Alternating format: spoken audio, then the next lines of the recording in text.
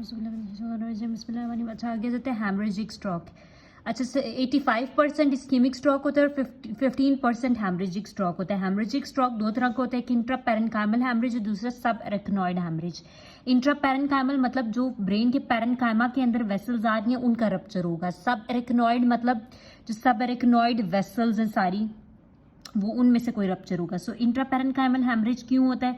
या तो हाइपरटेंशन से है या फिर लाइक एट्रियो वीनस मैलफॉर्मेशन या अमाइलॉइड एंजियोपैथी या कोई ट्यूमर कोकेन वगैरह हो सकता है। इसमें क्या क्लिनिकल फीचर है कि हेडेक वॉमिटिंग, ठीक है, headache vomiting seizures may be loss of consciousness हो, ठीक है, headache vomiting seizures may be impaired level of consciousness. और डायग्नोसिस इसकी भी क्या है? Non contrast CT scan, MRI और angiography to determine source of bleeding, ठीक है। मैनेजमेंट वही हमने करना है, एबीसी पहले एयरवे की प्रोटेक्शन, अगर जीसीएस 8 से कम है तो हम क्या कर लेंगे? इंट्यूबेशन।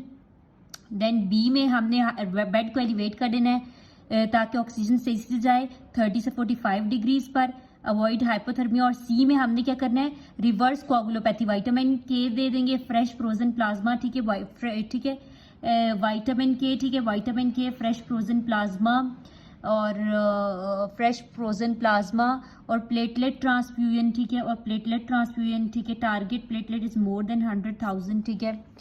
और हम क्या दे देंगे? डेस्मोप्रेसिन, ठीक है, platelet transfusion specially if expanding, ठीक है, और डेस्मोप्रेसिन दे देंगे फ्यूरिमिक। और बीपी को कंट्रोल करना है वो less than 160 in intra parenchymal haemorrhage और less than 140 in subarachnoid haemorrhage. और प्रेफर्ड एजेंट क्या? लेबीटालोल। एंटी सीजर प्रोफाइलैक्सिस और सर्जिकल डीकम्प्रेशन कर सकते हैं। कैसे? डीकम्प्रेसिव हेमिक्रेनियोटमी करके।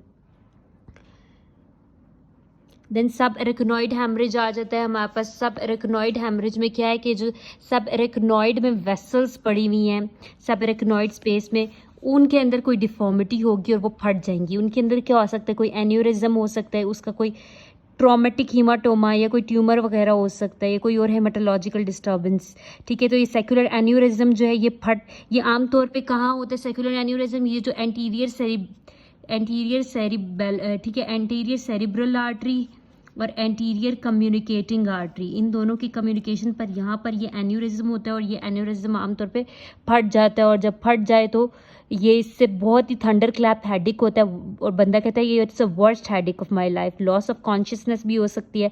और अब जब वो ऊपर को ब्लड निकल के जाएगा तो ऊपर मेनिंजिस को वो इरिटेट करेगा जिससे मेनिंजियल इरिटेशन होगी। कॉजेज इसके क्या हो सकते हैं? स्मोकिंग एंड हाइपरटेंशन, ठीक है, Ehlers Danlos syndrome, Marfan syndrome वगैरह। डायग्नोसिस इसकी नॉन कंट्रास्ट सीटी स्कैन जो है वो इनिशियल है। Within 12 hours of presentation detect हो within 12 hours of presentation ये it is very sensitive in initial stages especially within 12 hours of presentation. फिर lumbar puncture कराएंगे आप। Lumbar puncture कराया तो वो CSF के साथ ब्लड मिक्स हो गया है, ब्लड उसके अंदर रिलीज हुआ है तो रेड ब्लड सेल्स भी मिलेंगे, वाइट ब्लड सेल्स भी मिलेंगे और प्रोटीन्स भी मिलेंगी हमें रेस्ड। और वो जब फ्लूइड सेरिब्रोस्पाइनल फ्लूइड के अंदर और उसका कलर जेंथोक्रोमिया वाला हो जाएगा और उसका प्रेशर इंक्रीज हो जाएगा क्योंकि अंदर ब्लड आ गया है, ठीक है। This lumbar puncture is the investigation of choice. पहले 12 आवर्स में हम CT स्कैन कराएंगे और उसके बाद 12 आवर्स के बाद अगर बंदा प्रेजेंट करता है तो फिर हम लंबर पंक्चर करा लेंगे।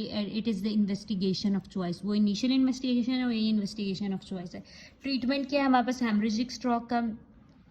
हमने कोई वेजो डायलेटर्स देने हैं like calcium channel blockers, like, ठीक है, लाइक कैल्शियम, ठीक है, लाइक कैल्शियम, ठीक है, कैल्शियम चैनल ब्लॉकर्स, निमोडोपिन वगैरह जो वेजो डायलेशन कराता है और जो है वो ब्लड प्रेशर को कम करता है। और सीजर प्रोफाइलैक्सिस में हम फिनेटोइन दे देंगे और उस एन्यूरिज्म को प्रोटेक्ट, ठीक है, इस एन्यूरिज्म को जो है वो हमने कैसे ठीक करना है? या तो हम उसके बाहर क्लिपिंग कर देंगे या फिर अंदर उसके हम प्लैटिनम कॉइल डाल देंगे।